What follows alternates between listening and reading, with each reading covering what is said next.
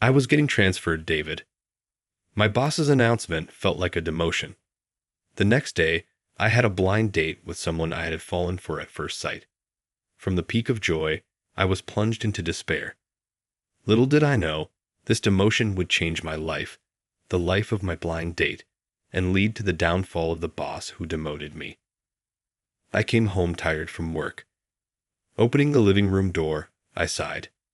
Oh man, not this again. Give me a break. That's my line.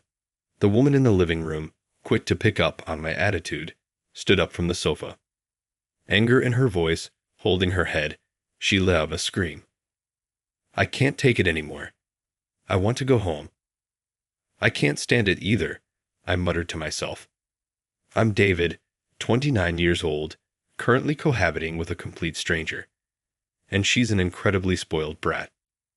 Unfortunately, this cohabitation can't end for another month. How did I end up here? I work in sales at a major food wholesaler, one of the top companies in the industry. Times are tough.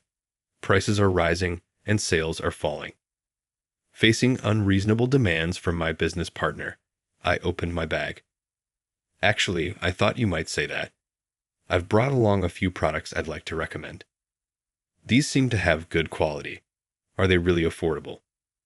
My business partner's eyes widened when I laid out another product. These tomatoes are grown using environmentally friendly farming practices. How did you know that? Did you manage to get the contract?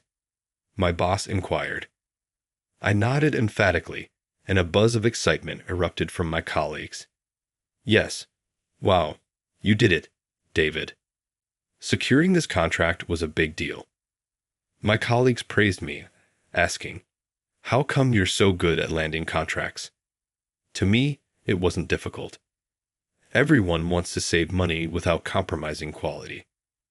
I'd addressed their unique needs and brought a sample focusing on their recent shift to environmental issues. Gathering information and continuous learning are part of my routine. My colleagues say I have a talent for sales, but it's just hard work. Then, my efforts took my life in a new direction. You're going on a blind date. Tell us more. Rumors had already spread when I got to work. I shared the details with my eager colleagues. The blind date was set up by President Hamilton of Hamilton Foods, the largest food manufacturer. How about a blind date with my daughter? He asked. At first, I thought it was a joke, but he was serious. I was in a tough spot. One of my colleagues nudged me. What a problem to have, man. If you marry President Hamilton's daughter, a rapid promotion is guaranteed. You said yes, right? I asked for some time to think about it. Idiot. It's a big deal. If you marry her, it would strengthen ties between our companies and impact future business dealings. But still, it's a big decision. My colleagues excitedly discussed the possibility of me becoming the future president of Hamilton Foods. Suddenly, the conversation was cut short. Everybody, what are you all making a fuss about? Division Manager Parker had arrived. Good morning, Manager. Manager, did you hear about David? Without asking, my colleague brought up the blind date topic. I clearly saw it. His expression changed instantly. Really? That's wonderful news, David. Yes, but I haven't given an answer yet. Don't keep them waiting too long. Reply as soon as possible. Yes, sir. All of you, stop the chatter and get back to work. Dismissed. Yes, sir. At the manager's command, my colleagues dispersed. To them, nothing seemed out of the ordinary, but I alone noticed and was certain the expression on the manager's face was one of anger. Lucky you, David, to be recognized by President Hamilton like that. I'm proud as your supervisor. Thank you, sir. Why did the manager have such an expression? At that time, I had no idea. Honestly, my heart was leaning towards accepting the proposal. Her name is Sophia. This is my daughter, said the president as he handed me her photograph. I gently took out the picture of an incredibly charming lady, looking like an idol with her perfect features. The moment I saw it, I was so smitten that I barely heard the president's words. In other words, it was love at first sight. I hoped she'd also have a good impression of me. Filled with anticipation, I agreed to the blind date. I couldn't wait for the day to come. At that time, I was oblivious, unaware that someone with ill intentions was close by. I never even considered the possibility that someone was harboring ill will towards me. More than $200,000 in damages. This kind of mistake is unprecedented, David. With a slam on the desk, Parker interrogated me. Confused, all I could do was repeatedly bow and say, "I'm terribly sorry. Of all the companies, it had to be Hamilton Foods. What a huge inconvenience. I hope it doesn't affect your marriage proposal." Those words, along with the unmistakable smirk at the corner of his mouth, were almost like a confession. Whose hand was behind this order mistake? Indeed, a huge amount of vegetables exceeding the ordered quantity arrived at the warehouse. That complaint from Hamilton Foods came just an hour ago. I was called by Parker to investigate the cause, and then no way. Comparing our order form with their purchase order, I was shocked. The unit was off by an entire digit, meaning I had sent Hamilton Foods 10 times the amount of vegetables they ordered. But I had no recollection of making such an error. "But sir, I surely double-checked the order, and you confirmed it on the same day, didn't you?" "I trusted you, David. I never thought you could make such a mistake. That's why I'm so disappointed." "But really, I didn't. I don't want to hear excuses." He slammed his desk again, yelling, "What then? The numbers changed by themselves? Such childish excuses won't fly here. The excess vegetables have filled their warehouse. They're greatly inconvenienced right now. Who's going to take care of the surplus? How will we recover the losses incurred? You've caused trouble for many people. Be aware of that." "I'm so sorry, sir. Could it really be my mistake?" As the reprimands continued, I was driven into a corner of doubt and anxiety. Every word from Parker held such weight, as if everyone but me knew the reality that I had made a mistake. Once a problem arises, someone has to take responsibility. That's how society works, right, David? "Yes, sir." At least for now, I couldn't be trusted with dealings with Hamilton Food. Stepping down from the transactions abruptly would spread rumors, and it would be tough for you too. How about spending some time at another place to cool things down? He proposed this as if he was concerned for me, but what he meant was a demotion, right? That's not a good way to put it. It's just a few years in a regional subsidiary. We're counting on you to do well there too, David. He patted my shoulder and smiled. His face clearly said there was no intention of bringing me back after a few years. Worst case, I might have to resign. Understood.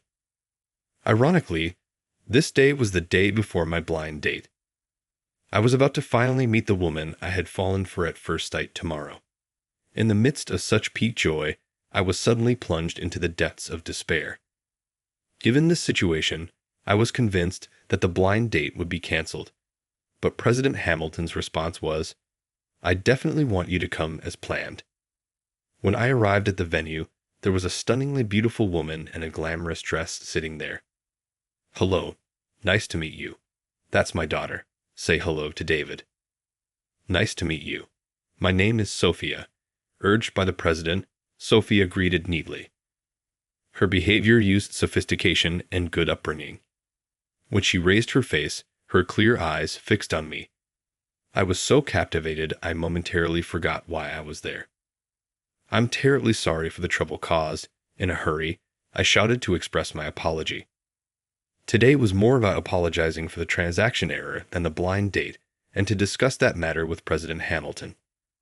Actually, I confessed to the president that I was being transferred to a regional subsidiary starting next month.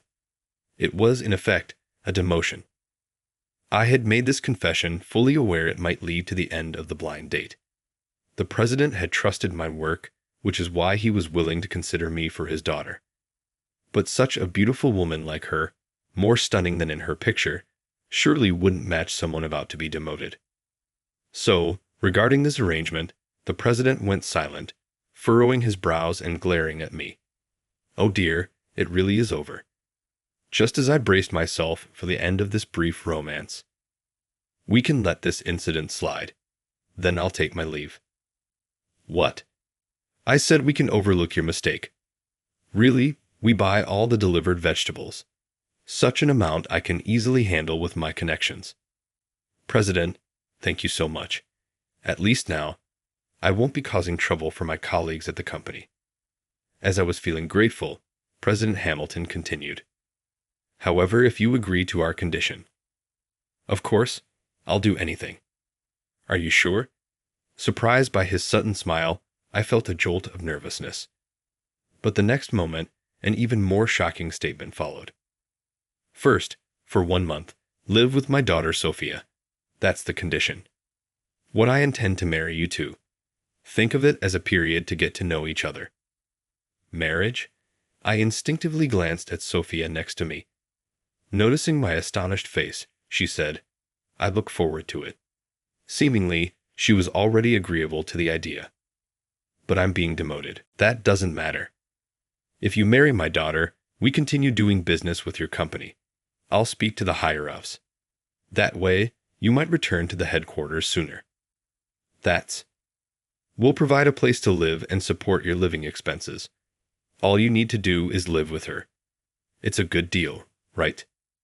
It was such an attractive offer that it made me hesitate.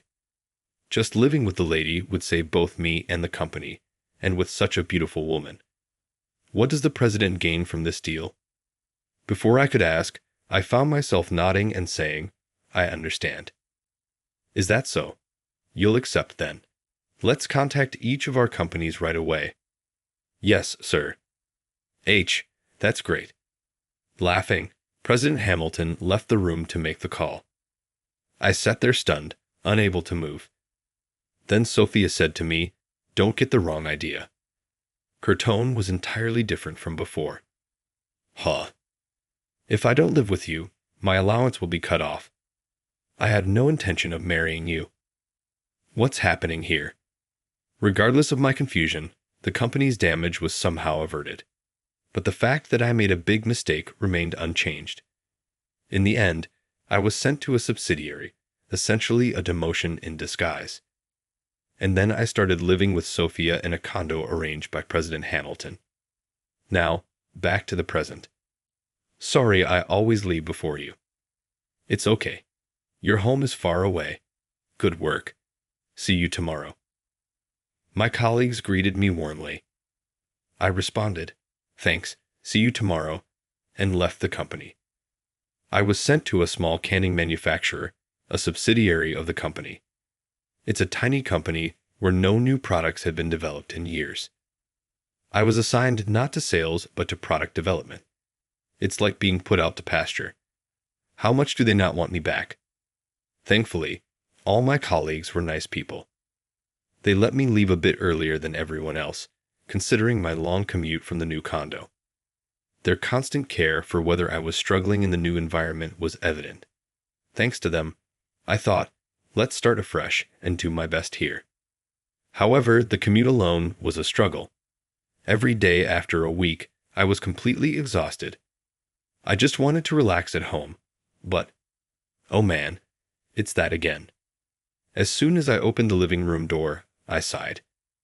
It looked like a burglar had rummaged through with things and clothes strewn all over. Give me a break. The culprit, reacting sharply to my grumbling, leaped up from the sofa and confronted me, saying, That's my line. Where's the replacement for my hair treatment? I've been looking for it forever. It's because you haven't bought it. Buy your own stuff. I've said that many times. You could have bought it for me. I've been telling you that many times too. I really needed a break. Hate this life, she said, holding her head. I tried not to provoke her further. I quietly sighed again. Raised by doting parents, she grew up spoiled. We need to take action, President Hamilton had said. Embarrassing as it is, she can't do anything on her own. He revealed the true reason behind the sudden cohabitation. Sophia had always been selfish and at 24, she hadn't changed. Fearing she'd never marry and they'd have to care for her forever, her parents chose me. Living with a stranger like me might teach her some harsh realities of life. Just ignore her whims. Make her do things herself, or you'll end up taking care of everything after marriage. Those words deeply chilled me, and I decided to focus on this 1 month to teach Sophia common sense and help her become capable of managing her daily life independently. But I underestimated her. I hate this small room. I hate the countryside. I hate living with a man who's so inconsiderate. Sorry for being inconsiderate. Let's clean up together. I don't want to. Oh man, she was like a little child. While I understood the stress of being sent to a completely different environment from her pampered home, my own home had become this after a tiring day at work. My stress was only building up. I can't stand it. I want to go home. I can't last another 3 weeks. That's exactly what I'm thinking, I muttered. She screamed and threw a cushion at me. Despite the situation, I endured, remembering the president's favor and my love at first sight for her. But even I had my limits. There's no way I'm doing that anymore. It all started with that statement from her. When I got home from work, the plastic bag that was in the fridge in the morning was gone. When I asked Sophia, she said, "I threw it away." Threw it away? Really? It's trash day, right? I took it out for you along with that. What are you doing? Startled by my loud voice, she trembled. Why are you angry? I took out the trash properly. That's not the point. Why did you throw it away? That's what I'm asking. Just because I don't eat that kind of thing. Such cheap snacks. What she had thrown away were prototype products I had received from a colleague. Since you came, I've been inspired to try harder myself. I've been experimenting with new product ideas, so if you'd like. Despite such words, eating those snacks at night was something I looked forward to. It motivated me, made me want to work harder. Just stop it already. It's not always about you. Think about others for once. This was the first time I had ever yelled at her. The small stresses that had been building up exploded because of this incident, and it must have been the first time she had ever been yelled at. Her eyes, wide in shock, quickly filled with tears. I didn't know that. You never told me. Seeing her tears start to fall, my anger quickly cooled. Indeed, I hadn't told her, thinking she wouldn't be interested anyway. And I did take out the trash properly. I hadn't told her that today was the day for burnable trash, assuming it would be pointless to tell her. I had planned to take it out myself, but forgot the bag at the entrance. Was this the only thing where I thought, as long as I know, it's fine? Living together isn't supposed to be like that, right? Huh. Sophia, do you even know where the store is? At my question, her face showed a sudden realization. Indeed, I was the only one who knew, and I hadn't told her. In that case, she couldn't possibly go shopping by herself. Do you know how to use online shopping sites? I don't know. How about using a map app? No idea. She didn't know anything. Those words were more directed at myself. I hadn't taught her anything, nor did I understand what she didn't know. Yet, we had been living together for 2 weeks. I appreciate you taking out the trash. I should have said that first. It was so heavy, and it was hard to carry it all the way down. But if you had asked before throwing it away, from now on I'll let you know what not to throw out. The shampoo is also almost gone. Let's go buy some together on Saturday. I'll show you around town. I've gotten quite familiar with it. Okay. From that day on, Sophia and I slowly started to talk, likes and dislikes, what we wanted and didn't want from each other, what each of us could and couldn't do. I had thought Sophia couldn't do much, but it turned out she was good at calculations. I was good at math. It seemed pointless after graduation, though. That's not true. Can I trust you to handle our budget? I tend to overspend. If I must. If you can't do it, I guess I'll have to. Despite her sarcastic tone, her face seemed a bit softer. What was missing was perhaps knowing and relying on each other. Proof of that, we grew closer day by day. Before I knew it, a year had passed since we started living together. Sophia didn't say anything about it. Spending time together had become so normal for us. At the same time, I was so engrossed in work that I lost track of time. The development department, long treated as a backwater, started moving again. As one of the team members, I was put in charge of several products. Little did I know, one of them would become the company's biggest hit since its founding. The person who had relegated me to this position must not have expected this. Oh dear, here, it's so good I could eat it forever. You're eating it again, Sophia. It's kind of embarrassing, but it's delicious. I used to think I didn't like snack foods, but I love these. Sophia smiled, munching on the snack I had developed. Behind the product's success was, in fact, her involvement. It's thanks to you helping with the prototypes that we could maximize the taste and texture. Thank you so much. I didn't really do anything special. Growing up as a gourmet, she has sharp taste buds and a wealth of culinary knowledge. Aimed to make a snack that even she would be satisfied with, developed with that concept, a chocolate with a luxurious feel unlike anything in our previous lineup. Targeting a social media appeal paid off, especially with the younger generation. I'll keep working hard, not just for the customers, but especially to make you happy, Sophia. Okay, Sophia, keep it up. I think I should cut back on sweets. I've gained a little weight recently. That's not true. Good night. Leaving behind a snack she loved, Sophia left the living room. She had been working hard on house chores recently. She must be tired. That's what I thought, but Sophia looked lonely. At that moment, I didn't realize it until she had disappeared from home. Sophia, in the now tidy living room, only my voice echoed. With continuous overtime lately, we hardly talked. To make up for it, it's okay once in a while. I thought buying her favorite sweets on my way home, but what awaited me was an empty room. I'm going back to my parents' house. A neatly written note left on the table. It was her handwriting. No way. I felt like the ground was crumbling beneath me. She had finally had enough of me. Before I knew it, I was running out of the condo, Sophia. Jumping into my car, I sped through the night. My destination was clear. Her family house, the Hamilton residence. No matter how late it was, I had no choice but to go. Sophia, it's me.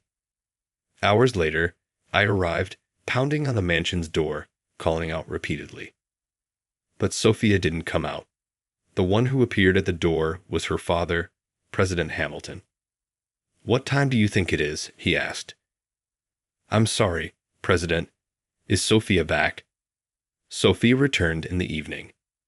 "Can I see her? I need to apologize to her. I won't let you meet my daughter." With a deep frown and in a low voice, President Hamilton spoke to me. It was clear he was angry with me. He had asked her why she returned. "I'm so sorry, President." I apologized deeply, genuinely remorseful. I had made her feel lonely. I had pushed her to the point of suddenly going back to her parents. I said, "No, it wasn't sudden. She must have been struggling for a long time. It's just that I didn't notice. I'm really sorry." I kept apologizing again and again, but the president's anger did not subside. "David, I am disappointed in you. I hear you made my daughter do all the housework. Her hands are rough and chapped. Pitiful. Maybe she left because of that. You were so focused on work you treated her like a maid. I wanted her to learn about the hardships of life, not just to suffer. Didn't you understand that? The fact that she lost weight since we last met is proof she was only struggling. You can't make her happy. That much is clear." Then the president said the words I feared the most. "Consider the marriage arrangement as if it never happened. Please wait, President. Give me another chance.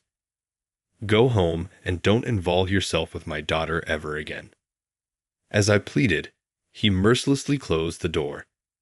Then, At that moment, a figure dashed down the corridor and clung to the president. It was Sophia. Sophia, let go. No, you moved, Dad. Sophia. She forcefully opened the door, almost like charging through it. Sophia stood in front of me as if to protect me. I hate you, Dad. What? I did the housework because I wanted to support David, who was busy. I did it myself, not because he treated me like a maid. I lost weight because I was dieting. I didn't want him to think I was getting fat. And you're saying such horrible things to him. I hate you, Dad. Tears streamed down her face as she raised her voice. Shocked by her words of hate, President Hamilton turned pale, even visible in the dim light. Sophia. He slumped down at the entrance, ignoring her father. Sophia turned to me. I'm sorry for leaving so suddenly. Sophia, why? After all, it's my fault. No, it's not that. It's just, I no longer have a reason to be with you. What? The reason? Sophia and I were together because her father was supporting me. She was with me because her father was helping me return to the headquarters. But I achieved results in the subsidiary, so there was no need for me to return to the headquarters, and the reason for her to be with me disappeared. Thinking so, she decided to return to her parents' home on her own. See, I've become quite capable, hadn't I? I don't throw tantrums anymore. This way, I'm sure other marriage proposals will come. I don't need you to take me in. She tried to force a smile through her tears. I couldn't stay silent when the person I love had such a face. I love you, Sophia. What? I love you. That's why I want to be with you. Isn't that reason enough? You love me. You, David? Yes, I couldn't have lived with someone I didn't love for a whole year. Hearing this, Sophia's eyes overflowed with even bigger tears. Yes, I love you too, David. Very much. Finally, she confessed.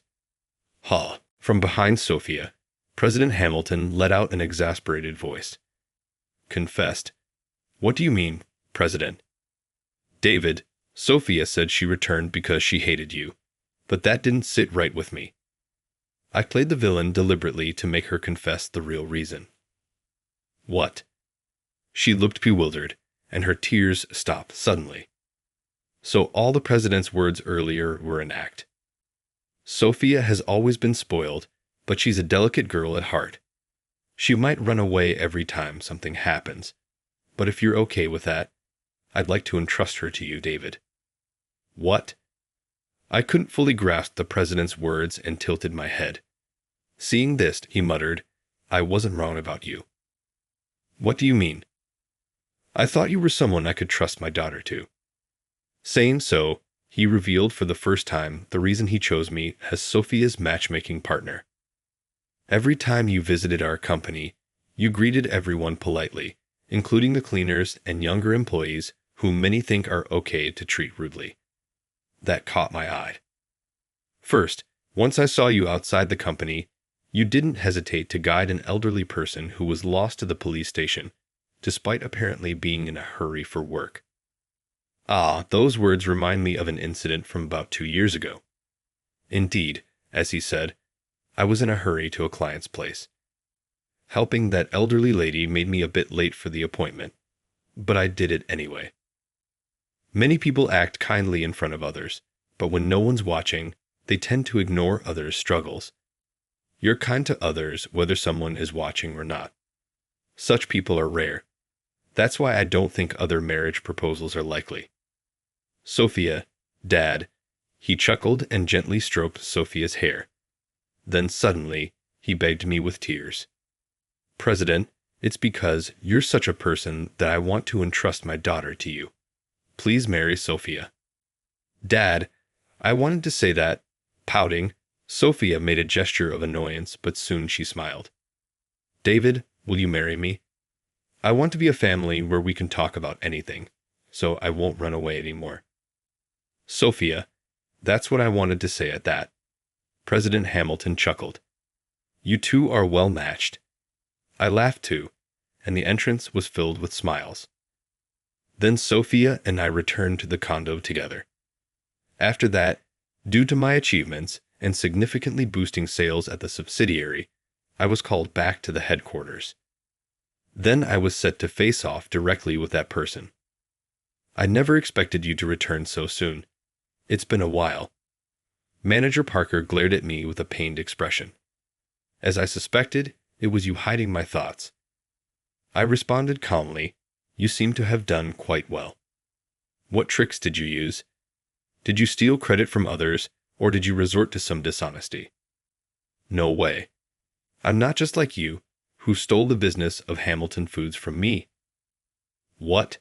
Just a slight provocation, but clearly, his face changed color.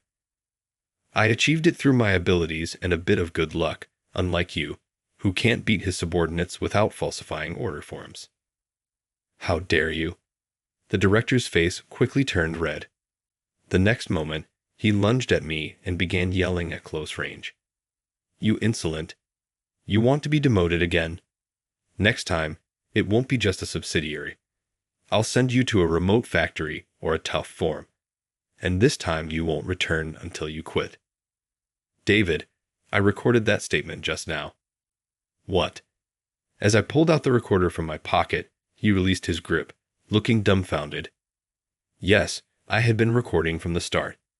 I provoked the director intentionally to elicit a confession that he had orchestrated my demotion. And there's solid evidence of the falsification of the order forms." "What?" There was a history of his PC accessing the online order forms and altering the figures. This was revealed thanks to President Hamilton's suggestion for an investigation into the company. Anticipating a confrontation with the director, I had thoroughly prepared. "I will fight this thoroughly. I won't just accept defeat anymore. I have someone to protect now." She cheered me on to do my best today. "What are you babbling about, Parker? What?" "I'm busy now." "Huh." As he panicked, an executive tapped his shoulder from behind. Then Parker was escorted to another room. In a subsequent meeting, my recording was acknowledged as significant evidence, and his punishment was decided. He left the company, replaced by me.